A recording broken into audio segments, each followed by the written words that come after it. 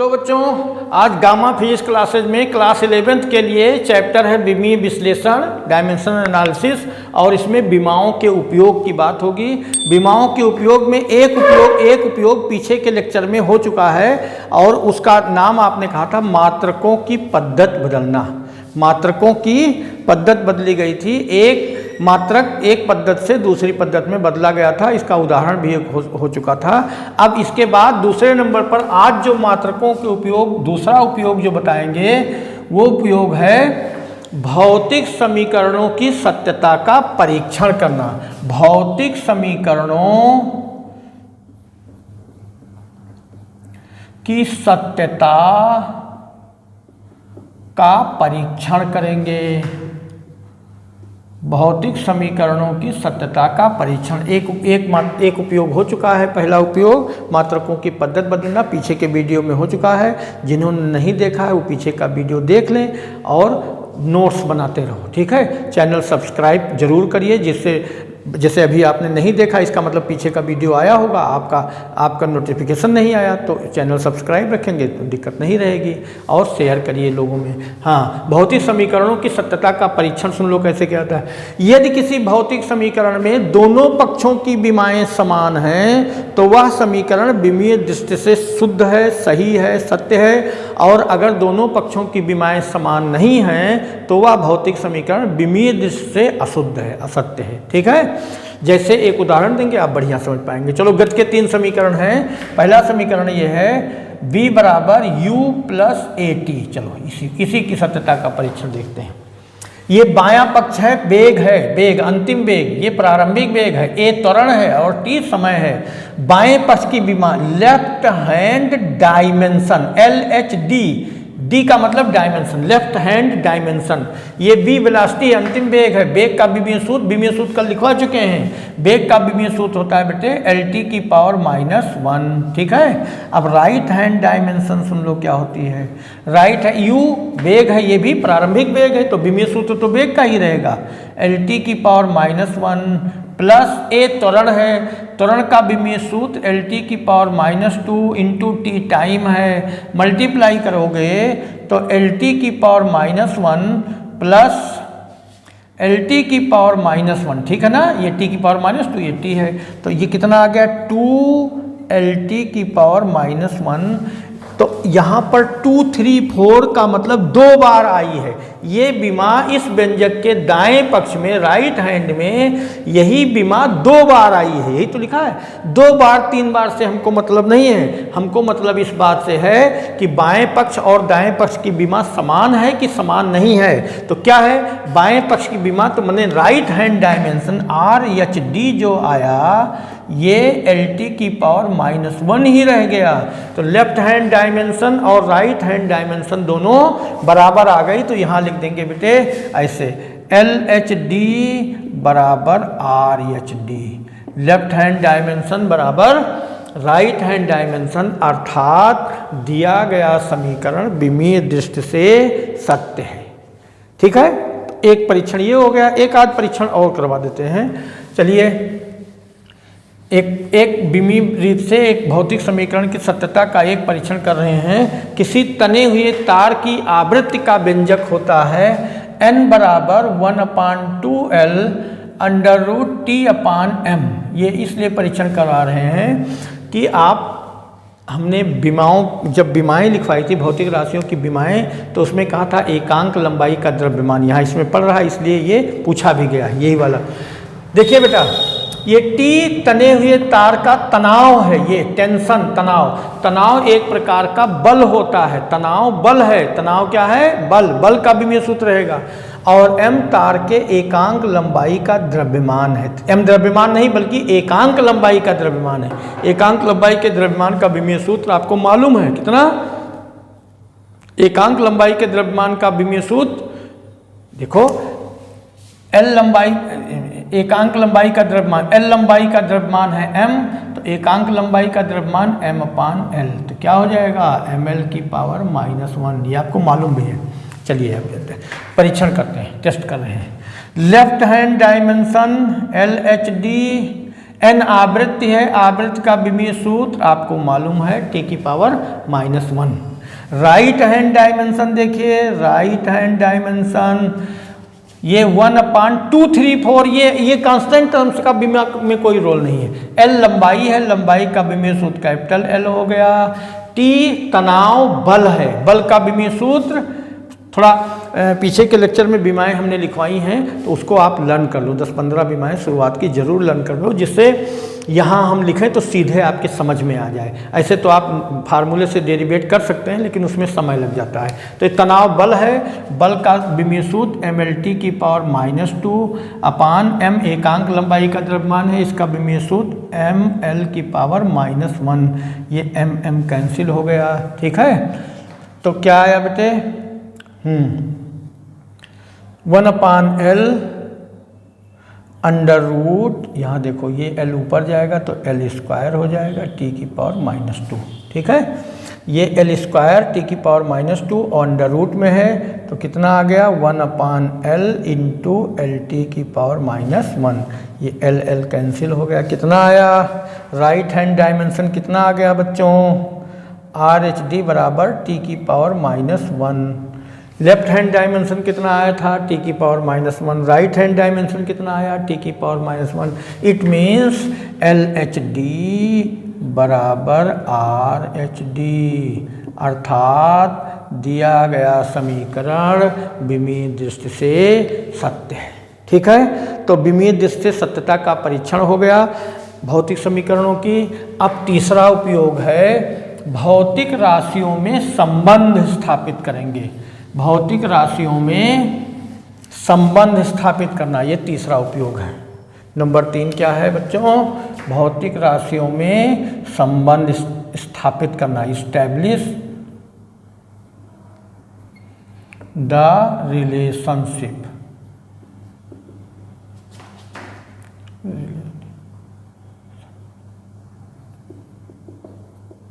Between physical quantity.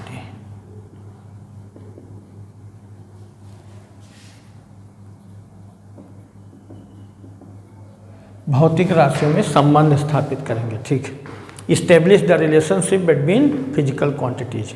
कैसे स्थापित करेंगे सुन लो ठीक से। अगर कोई भौतिक राशि 3 अथवा 3 से कम अन्य भौतिक राशियों पर निर्भर करती है तो विमा की रीति द्वारा इनके बीच संबंध स्थापित कर सकते हैं।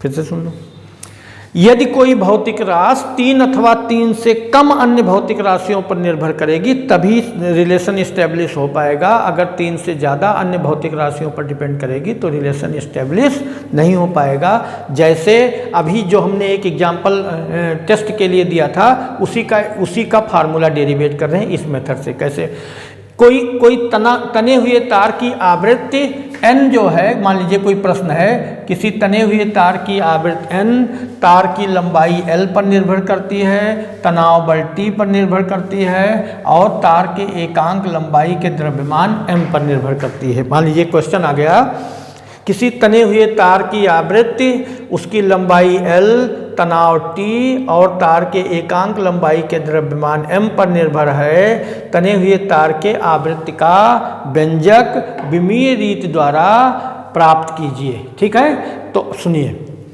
जिसका व्यंजक निकालना है वो लिख करके प्रोपोर्शनल का चिन्ह लगा देंगे, ऐसे प्रोपोर्शनल लगा दिया। और जिन पर निर्भर करती है उन पर उनको मल्टीप्लाई में लिख लेंगे, लेकिन घात नहीं मालूम कि कितने घात, कौन सी घात होनी चाहिए, इसलिए घात हम अपने आप लगा देंगे। मान लीजिए कि L की पावर x होता, T की पावर y होता, m की पावर z होता तो ये रिलेशन इस्टेब्लिश हो जाता। हमने मान लिया, माना n प्रोपोर्शनल L की पावर x, T की पावर y, m की पावर z। एक बार फिर से सुन लो बेटे, इस पर आधारित सवाल ज़्यादा आते, क्वेश्चन बहुत अधिक आते हैं। कोई तने हुए तार की आवृत्ति n, उसकी लंबाई l, तनाव T और एकांक लंबाई के द्रव्यमान m पर निर्भर करती है। आवृत्ति n का व्यंजक प्राप्त कीजिए। तो आवृत्ति जिसका व्यंजक प्राप्त करना है वो लिख करके प्रोपोर्शनल जिस पर निर्भर करती है उसकी घात अपनी तरफ से लगा देंगे। ये घात XYZ हमने स्वयं लगाई है, इसलिए इनका मान हम ज्ञात करेंगे। ठीक है, मान लिया, माना n प्रोपोर्शनल l की पावर x, t की पावर y, m की पावर z। इसको खूब डीपली समझ लो। यहाँ प्रोपोर्शनल की जगह इक्वल लगाते हैं तो कोई कांस्टेंट आ जाएगा। ये विमीय स्थिरांक इसको कहते हैं। क्या कहते हैं? विमीय स्थिरांक, डायमेंशनल कांस्टेंट कहते हैं। l की पावर x, l की पावर x, t की पावर y, m की पावर z, इसको इक्वेशन फर्स्ट कह दिया। अब दोनों पक्षों की विमाएँ रखेंगे। Putting the dimensional formula of both side. n आवृत्ति है, आवृत्ति का डायमेंशनल फार्मूला t की पावर -1 होता है। k ये विमीय स्थिरांक है, इसकी कोई विमा नहीं, माने k एक नियत राशि है, नियतांक है, इसकी विमा नहीं होगी। l लंबाई है, लंबाई का विमीय सूत्र कैपिटल L होता है। t तनाव बल है, समय नहीं है, और बल का विमीय सूत्र आपने कहा था ml t की पावर -2 इसकी पावर y, और m एकांक लंबाई का द्रव्यमान है तो इसकी विमीय सूत्र ml-1 आपने कहा था की पावर z। यहाँ l की पावर x यहाँ लिख देते हैं, l की पावर x है, यहाँ ml t की पावर -2 की पावर y है, ml-1 की पावर z है। अब m की पावर हम ढूंढ के प्रॉपर तरीके से लिख देते हैं। यहाँ m की पावर कितनी है बच्चों? y है, और यहाँ m की पावर कितनी है? z है। तो m की मल्टीप्लाई करने में घातें जुड़ जाती हैं। m की पावर क्या आ गई? m की पावर y प्लस z। ठीक, l की पावर देखिए क्या आ गई? l की पावर यहाँ x है, यहाँ y है, यहाँ l की पावर -1 की पावर z है, तो इसका मतलब l की पावर -z है। तो क्या हो जाएगा? यहाँ x है और प्लस y है और यहाँ -z है। ठीक, t की पावर देख लीजिए कितना है? t की पावर यहाँ -2y है और कहीं t है ही नहीं, t की पावर -2y। ठीक है, ये व्यंजक समझ में आ गया। t की पावर -1 बराबर इतना। देखिए ये व्यंजक, जो ये व्यंजक आया है यह एक सर्वसमिका है तथा दोनों पक्षों में घातों की तुलना करेंगे। क्या करेंगे? दोनों पक्षों से घातों की तुलना करेंगे। तो घातों की तुलना करेंगे। इधर m की पावर क्या लिखी है? y प्लस, इधर m की पावर कितनी है? y प्लस z, इधर m नहीं है, इट मीन्स m की पावर 0 है। तो क्या लिखा है घातों की तुलना करने में? y प्लस z बराबर 0। ठीक है, क्या लिखें बेटे? y प्लस z बराबर 0। ठीक, l की पावर देखिए x plus y minus z इधर है, x plus y minus z, और इधर l गायब है तो 0 बराबर 0। यहाँ t की पावर -2y है और इधर t की पावर -1 है, तो y बराबर कितना आ गया? 1/2। ठीक है, y की वैल्यू यहाँ रख दें तो z बराबर कितना आ जाएगा? ठीक से देखिए, z बराबर -1/2। देखो y 1/2 प्लस z बराबर 0, तो z बराबर -1/2। y और z दोनों की वैल्यू यहाँ रख देते हैं तो x और प्लस y की वैल्यू 1/2 माइनस z की वैल्यू -1/2 बराबर 0। सॉल्व कर लो, क्या आ गया? x प्लस 1/2 और माइनस प्लस 1/2, 1/2 प्लस 1/2 1 हो जाता है, 1/2 प्लस 1/2 1 हो जाता है। तो x प्लस 1 बराबर 0, x बराबर -1। x का वैल्यू निकल गई, y की वैल्यू निकल गई और z की वैल्यू निकल गई। x, y तथा z के ये मान समीकरण फर्स्ट में रखे जाएंगे। कहाँ रखे जाएंगे बच्चों? समीकरण फर्स्ट में। तो n बराबर क्या आ गया? n बराबर k l की पावर x, तो l की पावर यहाँ x की वैल्यू कितनी है? -1। t की पावर y, तो t की पावर y की वैल्यू कितनी है? 1/2। और m की पावर z, तो m की पावर z की वैल्यू कितनी है? -1/2। इसको ऐसे आप लिख सकते हो k l की पावर -1 है तो अपान l हो जाएगा। ये t की पावर हाफ इंटू m की power -half, half power under root होती है, -हाफ हर में हो जाएगा, तो क्या लिख दें अंडर रूट t/m। ठीक है, देखिए ये व्यंजक आ गया n बराबर k/l अंडर रूट t/m, जहाँ के विमीय स्थिरांक है, प्रयोगों द्वारा इसका मान 1/2 प्राप्त होता है। कैसे प्राप्त होता है? प्रयोगों द्वारा। इसमें विमीय रीत से इसका मान ज्ञात नहीं किया जा सकता, इसलिए आपको अगर याद है तो इसका मान लिख देना, ना याद हो तो यही लिख देना कि जहाँ के विमीय स्थिरांक है। तो प्रयोगों द्वारा k की वैल्यू कितनी आई है? 1/2, इसलिए n बराबर 1/2l अंडर रूट t/m। तो ये हो गया बीमा का तीसरा उपयोग। बीमाओं के सारे उपयोग हो गए, 3 उपयोग हैं बच्चों। पहला उपयोग बताया था मात्रकों की पद्धत बदली जाएगी, दूसरा उपयोग बताया था, दूसरा उपयोग किसी भौतिक समीकरण की सत्यता का परीक्षण करेंगे, और तीसरा उपयोग भौतिक राशियों के बीच संबंध स्थापित करेंगे। तो 3 उपयोग हो गए और बीमा के ये सब हो गए। अब बीमाओं की कुछ लिमिटेशंस हैं, सीमाएं हैं, बीमाओं में कुछ कमियां हैं, बीमाओं की सीमाएं हैं, बीमाओं की क्या लिमिटेशंस हैं, सीमाएं हैं। क्या क्या सीमाएं हैं ये बता रहे हैं। देखिए बीमाओं की सीमाएं, लिमिटेशंस।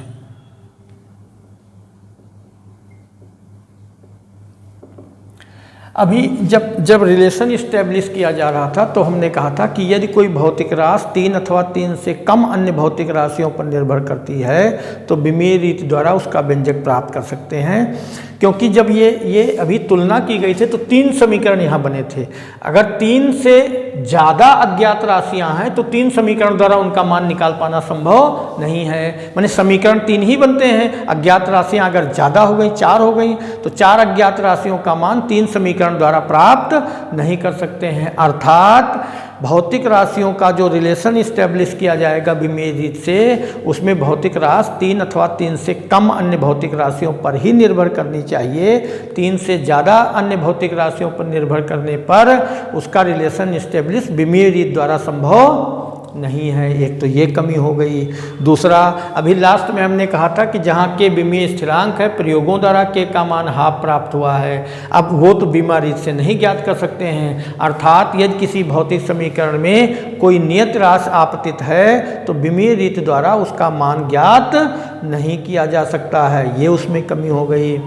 अच्छा, यदि किसी भौतिक समीकरण में कुछ विमाहीन राशियां आ रही हैं, जैसे कोई समीकरण मान लीजिए थीटा पर डिपेंड कर रहा है, कोण पर डिपेंड कर रहा है, जैसे y बराबर a साइन थीटा ऐसा आया, ठीक है, y बराबर a साइन थीटा, तो यहाँ साइन थीटा कास थीटा माने त्रिकोणमितीय अनुपात ये विमाहीन होते हैं। अर्थात यदि किसी भौतिक समीकरण में कोई विमाहीन राशि है, जैसे त्रिकोणमितीय अनुपात आ गए, कोण आ गया, ये सब विमाहीन राशियाँ हैं, तो विमाहीन राशियों के बारे में अथवा त्रिकोणमितीय अनुपातों के बारे में कोई भी जानकारी विमीय रीत द्वारा संभव नहीं है।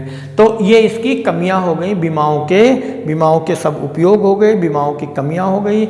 और इसमें उपयोग में और बहुत सारे उपयोग, मतलब उपयोग तो इतने ही हैं, लेकिन कुछ बातें आप थोड़ा ध्यान रखना। बीमाओं में अगर किसी भौतिक समीकरण में कोई नियत राशि आती है तो उसका विमीय रीत द्वारा कोई भी निराकरण, उसका मान निकाल पाना संभव नहीं है। बीमा ज्ञात करते समय उस नियत राशि को पूर्णतया छोड़ दिया जाएगा, उसको कंसीडर नहीं करेंगे, ठीक है। तो इतनी ही बात इस विमीय विश्लेषण चैप्टर में ही इतनी बात है। अब ये चैप्टर इतना ही है बेटे, आज का चैप्टर इतना। धन्यवाद आपको।